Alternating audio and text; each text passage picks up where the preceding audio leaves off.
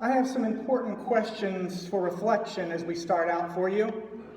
The first, have you ever watched ducks fight over bread? Have you ever watched ducks fighting over the scraps that someone has thrown into the pond? Have you ever listened to middle schoolers argue over who knows their common friend best? Have you ever listened to middle schoolers argue over who knows their common friend best? You don't really have to be in middle school to do that too, but it happens a lot. Have you ever listened to siblings argue over who grandma loved best? Have you ever listened to siblings argue over who grandma loved best? And I'm watching lots of bobbing heads in the back, yes. As we think about these questions, I think God can hear the meditations of our hearts and our minds and say, welcome to my world. Thousands of years ago, we don't know exactly how long ago, maybe 4,000, maybe 5,000 years ago, God built a relationship with Sarah and Abraham. They were not the only humans. They weren't even really always the best humans. But there's some of the humans that God chose to be in relationship with. God tells them, I'll be your God, and you'll be my people. Negotiating this deal did not take long. God tells them, I'll be God, you'll be the people, and there was no counteroffer. There was no reading the fine print, no looking for loopholes. That all came later when we got the law. God tells them literally in verse 1, walk before me and be blameless. Well, they didn't exactly do that. They didn't get that part right. Sarah's kind of sassy, and Abraham's kind of paranoid. And it leads them to not be their best at multiple points along the way. Sarah's sassy, Abraham's paranoid and anxious, but God goes forward with this covenant. God says, listen, here's how it's going to work. You will be the ancestor of a multitude of nations. Not one, a multitude of nations. I will give you ancestors, and those ancestors will receive the land that you're living in now. Not some of the ancestors, all of the ancestors will inherit the land. I'll make you fruitful. I'll make you successful. Kings will be among your ancestors. Abraham is told, in return, I'll be your God. I'll always be with you. Always. Our story moves forward. This covenant gets tested. As we read the story of Abraham and Sarah, we see the testing of the covenant as they go. Sometimes it's in their simple journey. Sometimes it's the struggle to move from one place to another, their willingness to adapt to a new location, a new reality. But one of the biggest ones is how testy they get with God over the promise of ancestors. They're getting old. They have no children of their own, and they're not so sure about God's deal with them. They've been impressed that God's been with them everywhere they've gone. They stacked rocks and made altars to name God's presence. The biggest thing in this whole deal, the I'll be with you always, that promise, is overshadowed by the lack of descendants and their lack of trust in that part of the covenant. So sassy Sarah and paranoid Abe make a plan of their own. They bypass God and go to Hagar as the solution. Hagar is, depending on the translation, a handmaiden, a servant of Sarah. Let's be honest. She's a slave. She's someone they owned. She did not have power in this situation. She didn't have a choice. They didn't go and say, oh, Hagar, we've been besties since middle school when we argued over who was Susie's best friend. Will you carry a child for us? No. Hagar doesn't have a voice in this situation. She is selected by Abraham and Sarah to have a child so that Abraham will have all these descendants. Now, let's not get too far afield. Based on their culture, based on the circumstances they were in, this was not unfamiliar territory. It was not unfamiliar for one of the servants to a wealthy man in power to bear children for him, even in place of a barren spouse. This was allowed by their culture and custom, but it sounds really awkward in our Me Too, never again reality. Although, as we read the story, as the drama unfolds, as baby Ishmael comes into the world and Sarah has jealousy issues with Hagar, when she wants a child of her own, we discover while it might have been culturally appropriate, it was no less awkward 4,000 years ago than it would be today. Hagar has a child, Ishmael, and Sarah goes from sassy to plain jealous. She wants a child, and God clarifies the promise that it will be with her and Abraham, that they will have all these descendants, that she'll be part of the story. And what's even more complicating is that God was right. Along comes baby Isaac, Sarah's child, which makes the jealousy towards Hagar even worse. Because now this servant's son is the oldest in line to inherit. He's the oldest. He can talk. He can have a conversation with dad. Little baby Isaac can't do that yet. There's jealousy.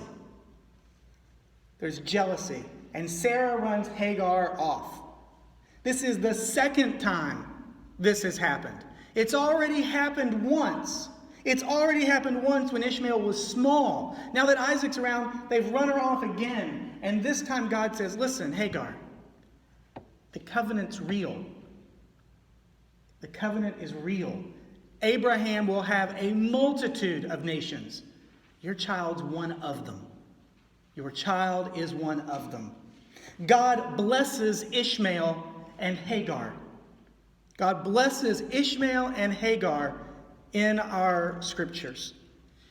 Both will be blessed, Isaac and Ishmael. This story is in the Hebrew scriptures that we inherit. It's in our Christian Bible, and it is also in the Quran. It is also a story from the Quran. The Muslim community celebrates Abraham as the friend of God. As friend of God. As one with a special relationship. He is considered the father of prophets. He holds a special place, and that includes his full family. It includes Isaac. It includes his children, including Jacob. And it includes their descendants, including Jesus. In the Quran. This is one story with Abraham that we all share, that we all celebrate. We just focus on different details. We have different interpretations of it along the way. So if we have the same story, if Abraham is promised to be the ancestor of many nations, if God actually is doing this blessing in our Bible of Ishmael and Hagar, then why? Why all the division?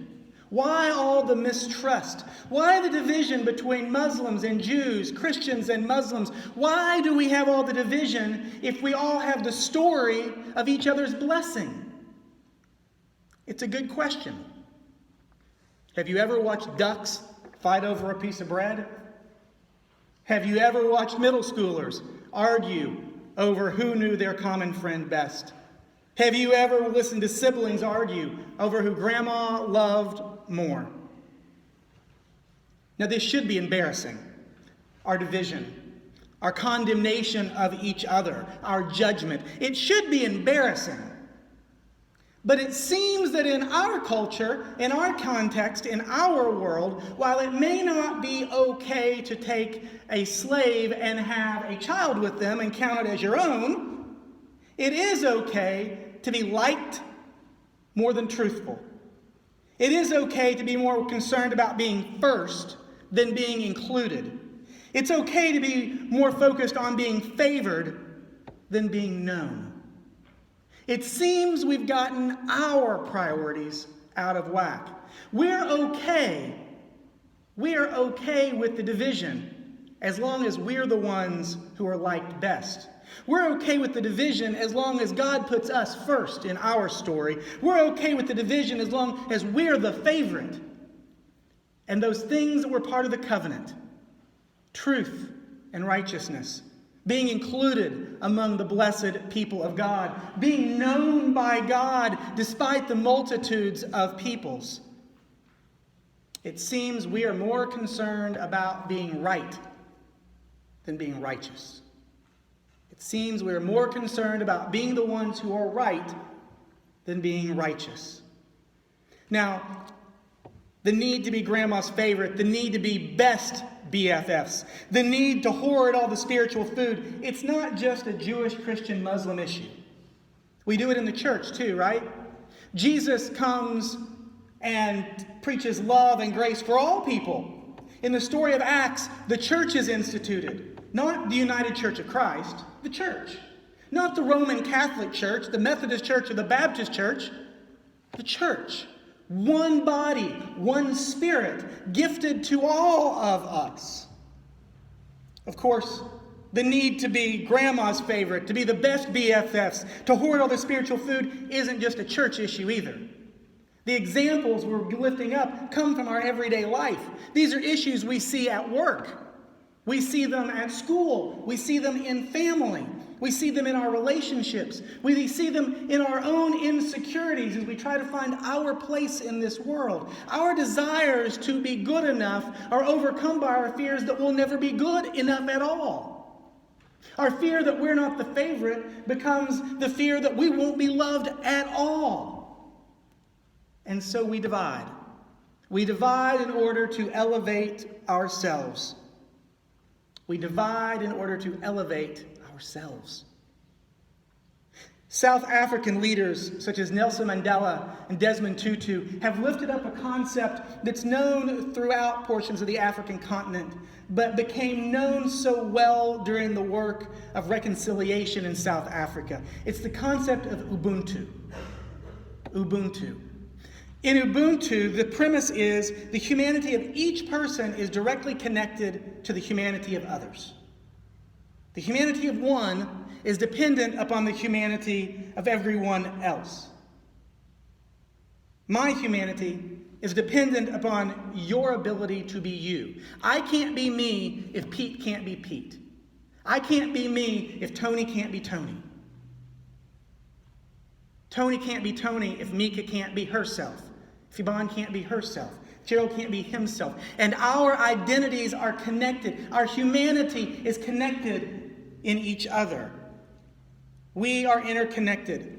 And the devaluing of one person is the dehumanizing of another. This is really the lesson of Abraham and Sarah's journey. As they went from place to place, they found that God was with them, fulfilling the covenant at every turn. They wrestled with doubt and found that God was still with them, even in their doubt, fulfilling that covenant in really unexpected ways. They lived through their own weakness and their failures and discovered God was still with them, fulfilling the covenant even when they, the people, failed to keep it. God made a covenant with them and with us through them. A covenant with all of us, with all nations. God claimed us and chose us all, the multitude of the nations. God made a covenant with them and through them with all of us.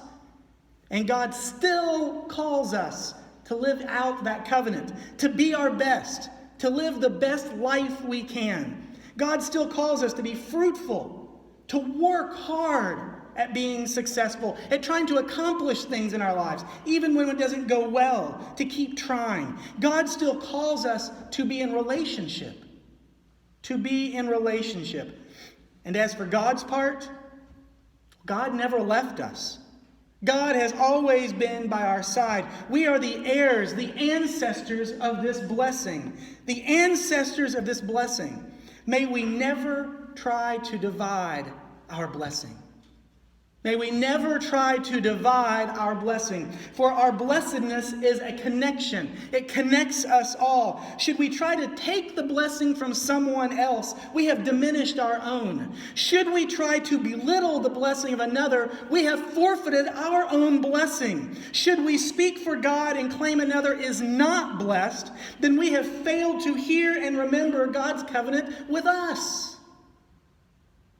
Our humanity, our blessedness is tied to the blessedness of those around us. For God blessed Abraham to have a multitude of nations. We are not the only humans. We are not the best humans. But we are among the ones God has chosen to be in relationship with. We should act like it. We can do this by assuring others that when they don't believe they're the best humans, when they don't believe that they are welcome, that they are included, we can assure them that they also are among those God has chosen. And then we should treat them like